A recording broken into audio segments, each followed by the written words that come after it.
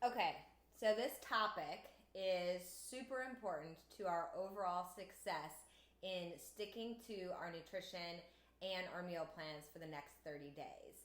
So, one of the most common things that I hear when somebody is starting out on their wellness journey and they're trying to change their nutrition is, I can't, I'm addicted to, I have to have.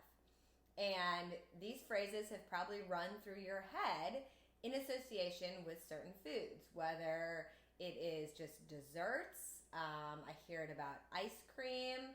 I hear it about bread. I hear, carbohydrates. I love carbohydrates. I'm addicted to carbohydrates. I can't not eat carbohydrates. That actually means a lot of things, but I think to most people when they say that, they're referring to things like bread and pasta and bagels, muffins, things like that. And for the most part, what we're really addicted to and feel that we can't do without is sugar. So let's talk about it from that perspective. We will address food addiction in general, but I want to focus on sugar because it is the number one food addiction that most of us experience. It is the reason that you crave things like bagels and bread and muffins. And it is the piece that can sabotage our success on this journey, but you are not powerless against it. So 1.9 billion people are currently overweight. 400 million people are struggling with type 2 diabetes. That's today in 2019. In April when this program is first launching.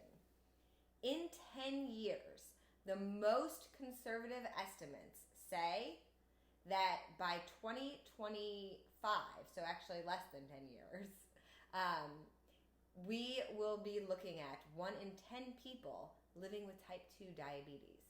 1 in 10 living with type 2 diabetes. And food addiction is one of the number one challenges that comes up on repeat in association with this. And as part of that, it's the hidden sugars that we are encountering every single day. There is sugar hiding in so much of the food that we consume, even things that we unknowingly think we're choosing well and we're choosing healthy. So here's the deal. We all think that this is an issue of willpower, that if we can't resist the sugar, if we can't resist the starchy carbs, that we are failing, that we're just not strong enough. But that's not the case, you guys. Food addiction is a real thing. Every processed, packaged food, unless it's super clean and a health-based brand with very, very minimal ingredients, real food, most processed packaged foods are chemically engineered to be addictive. That is an absolute fact. And I know it from personal experience. I actually, back in the day when I first started my wellness journey, had a blog called Broccoli Cupcake. It doesn't exist anymore. You can't find it. But it was a blog, and I had some success with it, and I had opportunities to go work with some different food brands because of it. And at one point, I was invited to a spice company. I'm not going to name it because I don't want to get into trouble. But I was invited to this spice company in Kentucky. And they actually showed us how they engineered their spices and food and how they worked to make them addictive. Also, to create cravings and trick our brains into tasting what they wanted us to taste with color and smell. So if we think that processed foods are not being scientifically engineered to get us to buy more because it's big business, then we need to think again. We can taste grape when there is no grape present. They make it purple and they put certain smells in there and we eat it and we go, ooh, grape. There's no grape in it, okay? That I bet you can't eat just one slogan, that's a pretty safe bet on their part because they have engineered that food to create a response in our brain that creates a desire for us to have more. Yes, they're betting on themselves because they know what's in it, okay? This is not a willpower issue. So the first thing I want you to do right now is to release the thoughts of, I failed in the past, I can't do it, I've tried.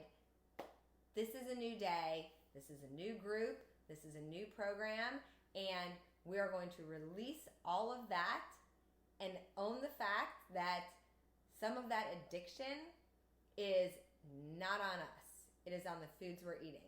And as we work to change our nutrition over the next 30 days, that addiction will lose its hold on you, okay? So take it one day, one meal, one decision at a time, okay?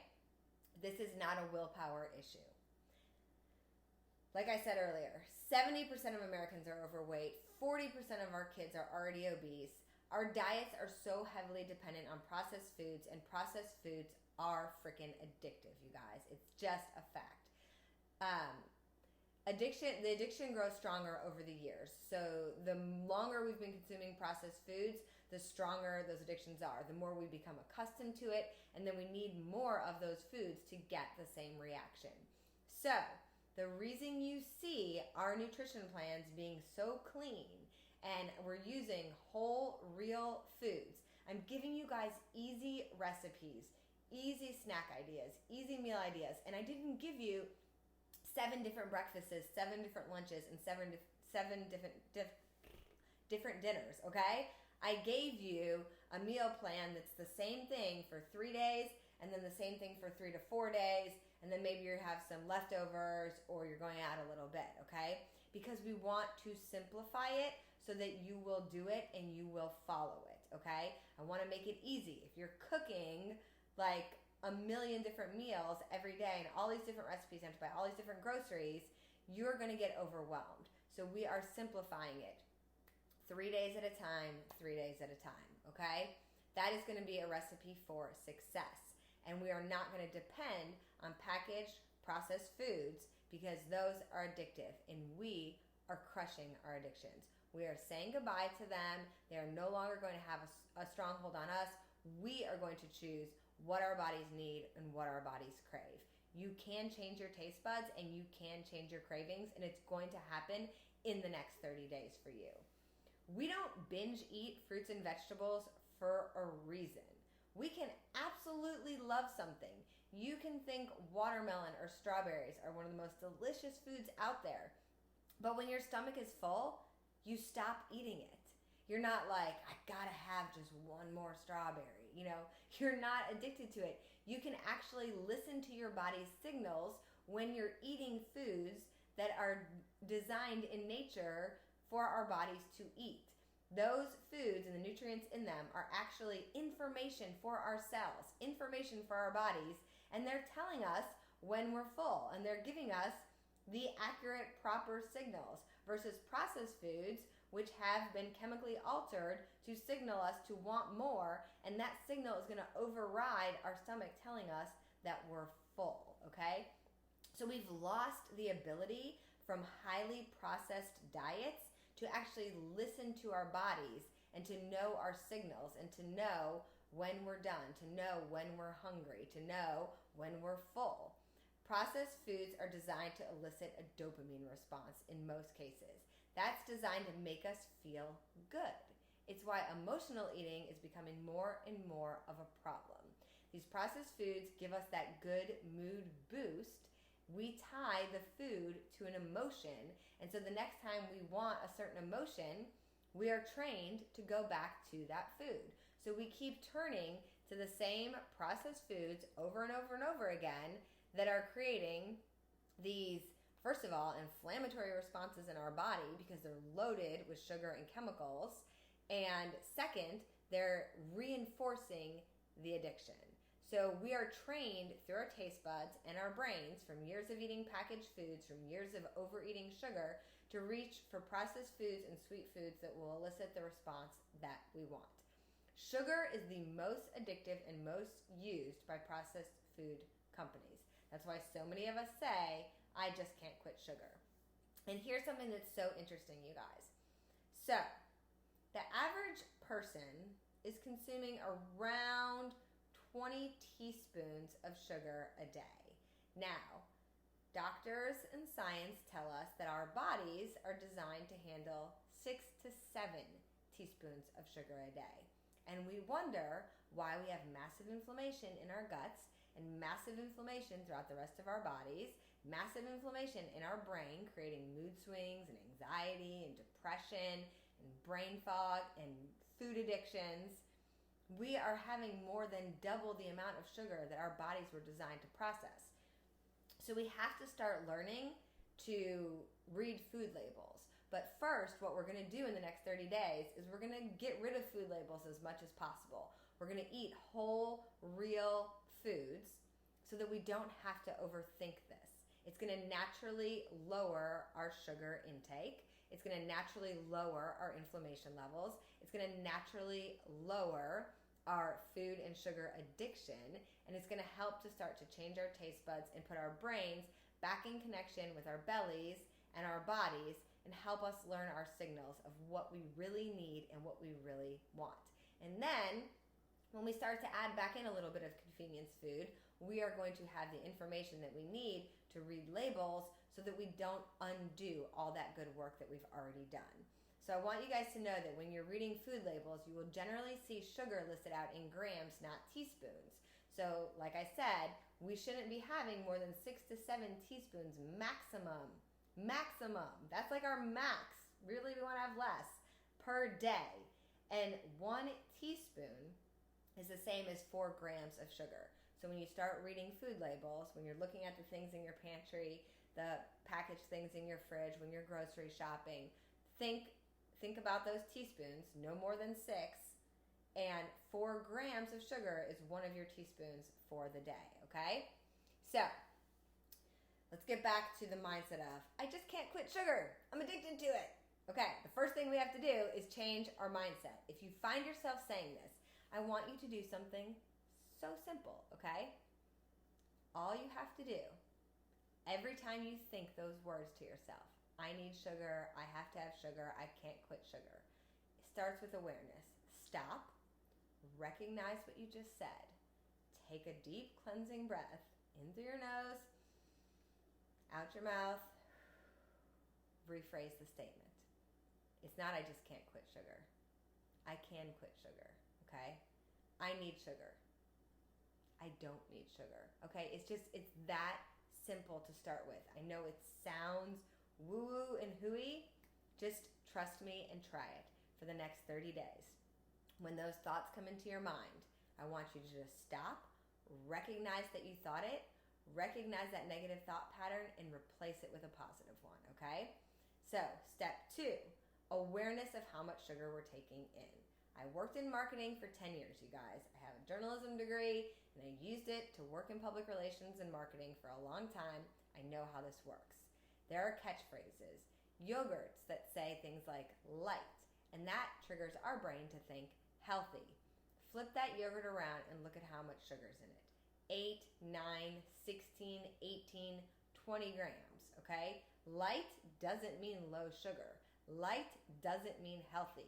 In fact, most of the time when you see the word light on packaging, it means that they've removed a bunch of the fat and they've added a bunch of sugar to make it taste good, okay? Light can have the same amount of sugar as a can of soda. A can of soda, a popular cola, has 10 teaspoons of sugar. That's more than our bodies are meant to handle in a day in 1 can of soda. There are also many yogurts out there that we consider healthy with the same amount of sugar, okay? So you've got to start paying attention to what you're putting in your body. These high levels of sugar are seriously spiking our blood sugar levels, and they're creating massive inflammation in our bodies, in our guts, and in our brains. There are tomato sauces out there that a lot of us are pouring onto things like spaghetti squash and zoodles because we're trying to lead a healthier lifestyle. We're trying not to consume a bunch of sugar and a bunch of processed stuff. But we buy the can of tomato sauce and we don't think tomato sauce and sugar, why would we think that? And we don't turn it and look at the label, and you're eating a can of tomato sauce that has the same amount of sugar as multiple cookies.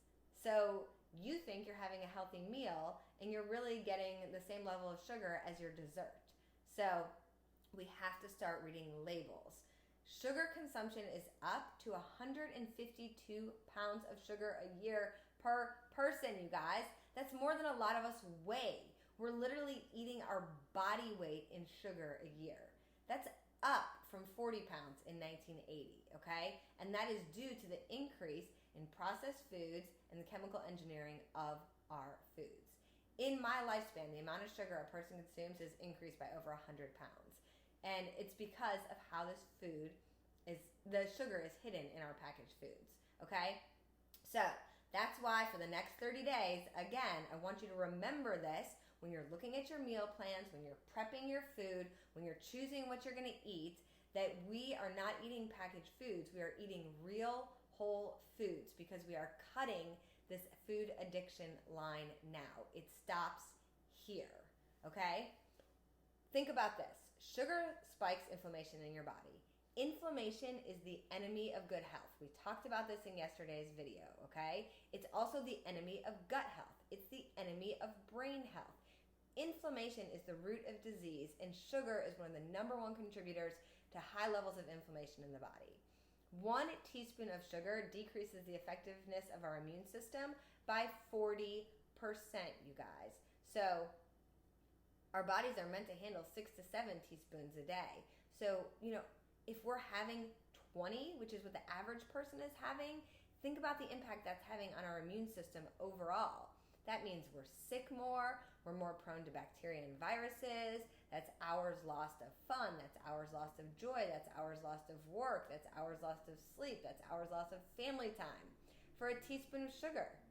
So one of the easiest ways to reduce inflammation, boost our immune system, and start to give our gut a break from the massive levels of inflammation that it's dealing with is to reduce the amount of sugar that we're taking in.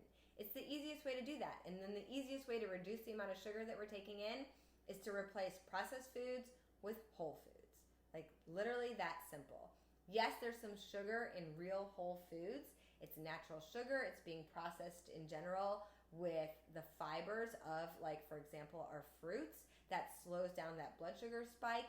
We're consuming it in the way nature intended it to be consumed, in a way that our body can receive it and not in a chemically engineered way.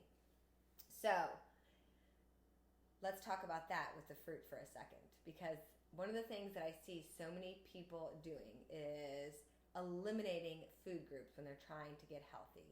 People become afraid of fruit or afraid of carbohydrates.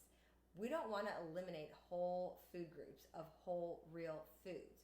We want to eliminate trigger foods, things that are high food sensitivity foods, like what we talked about yesterday when we talked about corn and wheat and dairy and sugar and highly processed foods. We want to eliminate those trigger foods, but we want to make sure that we still have a balance of real good nutrient-dense foods. Not eating fruit anymore because fruit naturally has sugar in it is not the way to heal our bodies from inflammation and cut our dependence on sugar. It's the way to eliminate tons of powerful superfoods, vitamins, and nutrients from our diet. So that is not what we want to do. We want to put them into balance. That's why you have your food list. That's why you have your sample meal plans. That's why you have your recipes. So when people are trying to lose weight or get rid of bloating and they start to eliminate entire food groups, even like carbohydrates have gotten such a bad reputation lately. But the more we eat of good natural foods, the more we come back into the knowing of when we're full, when we're satisfied, the more we come into alignment with what fuels our body best and helps us perform at our optimal levels. For a lot of people, carbohydrates are part of that. Really, for everybody, we need some level of carbohydrates. Carbohydrates are our energy source, you guys. So if you are eliminating carbohydrates completely from your diet, you're also eliminating a powerful source of energy from your diet. And then when you're lacking that energy, when we eliminate good, healthy carbohydrates and good energy sources, then we end up turning to those addictive foods, to those sugars as a source of energy. So we are so much better off eating healthy carbohydrates than turning to a sugary, sweet, latte in the afternoon to get an energy boost because we're not eating carbs, because we want a flat tummy, okay? It's having the reverse effect. It's not giving you the results that you want. Some things that we can do to help us process our foods better, feel more full, feel more satisfied, have more energy is food combining. So combining proteins with your fruits and veggies, it's going to help you each time that you eat to feel more full, more satisfied, more satiated. It's going to help reduce your cravings. So try and have a small serving of protein each time that you eat. So maybe you're having some nuts with your fruit or some seeds, maybe, fish or beans or lentils or tempeh, even like a Applegate turkey lunch meat, no gluten in it, no added sugar, organic. Roll it up around some dark leafy greens for a quick snack. It'll really reduce your cravings because you're getting some veggies and some protein. It's going to help you feel full. Fruit, like I said, natural sugar and sweetness, and it will help to trigger that healthy response in your brain of, I just had something sweet and good that made me feel happy, but it's also loaded with vitamins and nutrients and fiber and antioxidants. These things heal and nourish our body, but they don't spike our blood sugar the way processed sugars do. So don't limit your fruit intake and then binge on sugary things like lattes and desserts, okay? Your willpower is a muscle. And when you go all day trying not to have fruit, trying not to have carbohydrates, you're going to end up binging on crap at the end of the day. So even if you binge on fruit, you're still winning in the grand scheme of things compared to binging on lattes and desserts. So what we're trying to do here is we are trying to weed out the bad stuff by loading up our bodies with the good stuff. So when you're looking at your meal plans, I give you like some measurements and some approximate, serving sizes and all of that. But you are in charge of listening to your brain and your body. If you're feeling hungry, turn to something on your food list. Turn to something on your meal plan. Have a second serving of veggies and protein. Have another piece of fruit.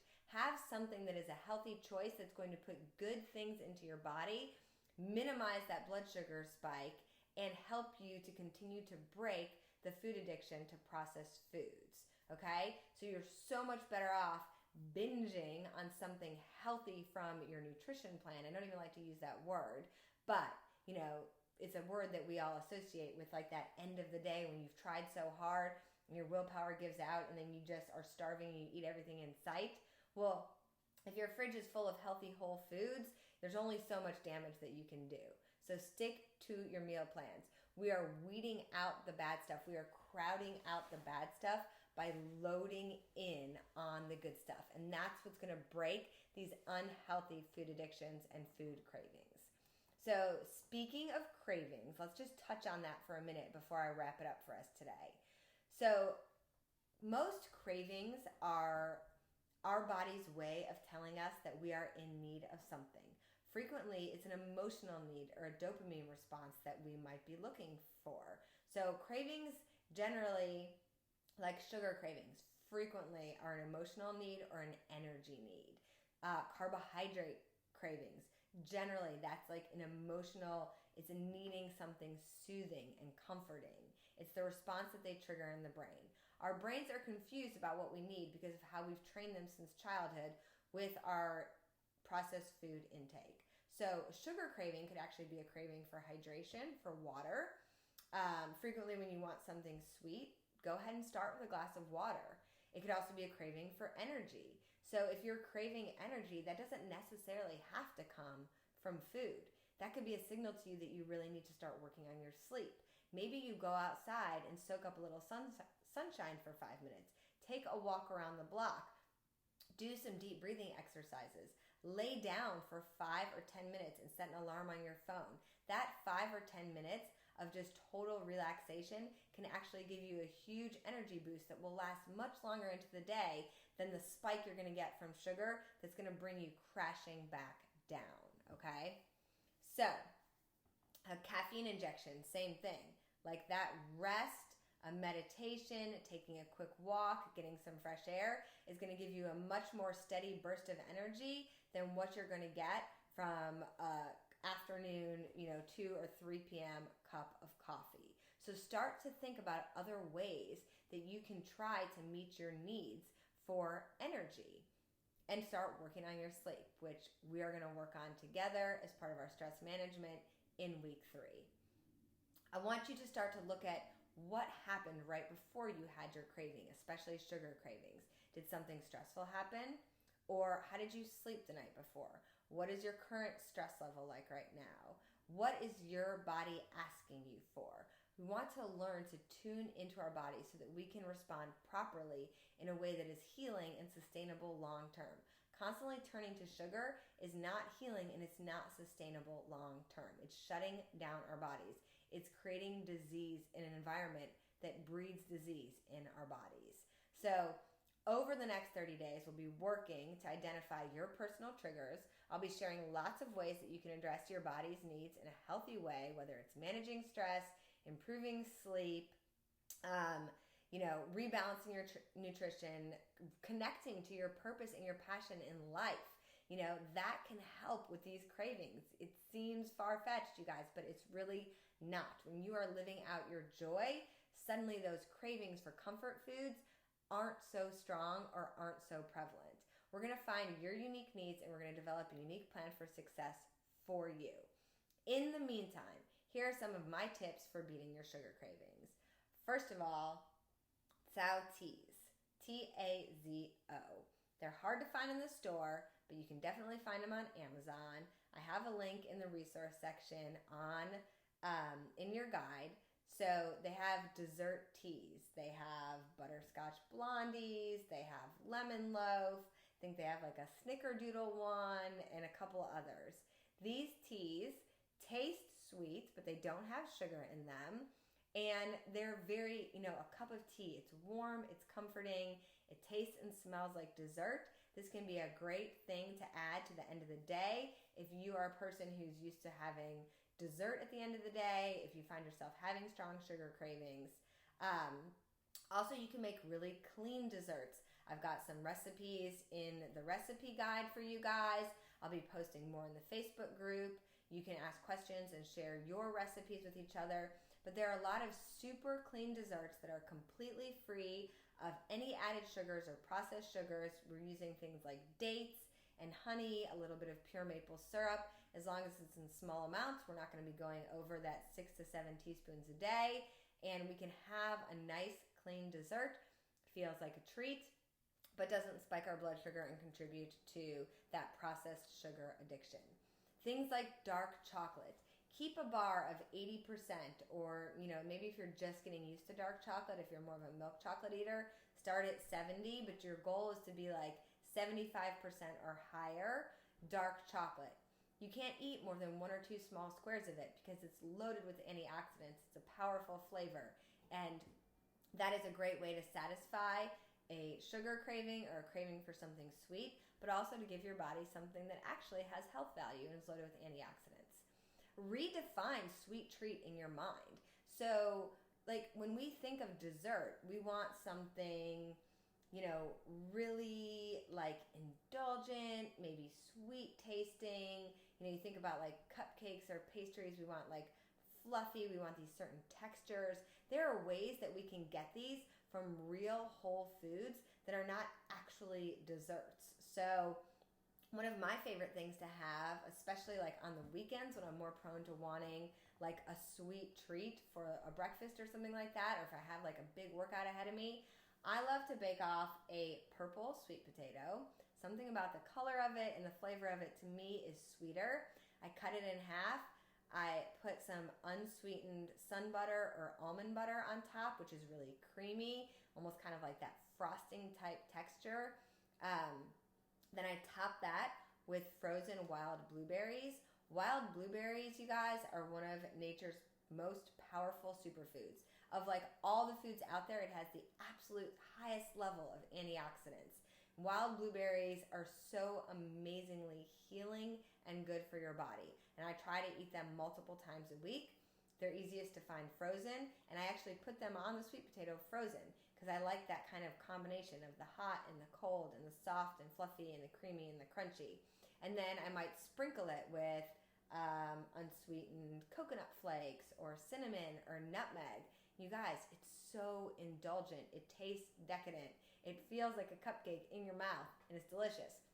You might be finding this hard to believe if you're just starting out on your journey, but I promise as your taste buds change, things like that will become so delicious and decadent to you that you won't need sweet desserts. You can freeze grapes. You can do frozen bananas dipped in dark chocolate and have that as a dessert. So there's lots of ways to eat healthy, real, whole foods that allow you to satisfy that sweet craving or that treat craving. But again, so important to identify the cause of the craving and start to actually address that so we can have the energy that we want. We can break the cycle of addiction. We can manage the amount of sugar that we're taking in and stay below that 6 or 7 teaspoons so that we can reduce our inflammation levels, which allows the inflammation to reduce in our guts so that they can start to heal, so that all the work that we're going to do in weeks 2, 3, and 4 and beyond will be even more effective because those inflammations in our levels in our gut will be down, which will start to bring the inflammation levels in our entire body down, including our brain. And that is going to help you guys to feel your best. So, yes, foods are addictive. Yes, sugar is addictive. But that negative addiction comes from processed foods. So the more we can eliminate processed foods, the more we can start to read food labels and become aware, and the more healthy whole foods we can add in, we will crowd out those less than desirable foods that are keeping us stuck and sick and inflamed and feeling like crap. And we can bring in all those healthy, healing, nutrient-dense foods that are rebuilding our bodies one cell at a time. And, in 30 days, you'll be feeling so much better. In 3 months, even better. 6 months, even better. And in a year, you'll have built a whole new body on this lifestyle that is healthier and nutrient-dense. And that new body is going to feel and act and function as a brand new body. It's going to be the healthiest, happiest, most empowered version of you that you can be. So stick to those meal plans. Hop in the group, share pictures of what you're eating, post questions, share recipes, tag me, let me see what's working for you, let me hear what's working for you, and make sure that you are using your food journals so that you can continue to identify the foods that you love that are loving you back.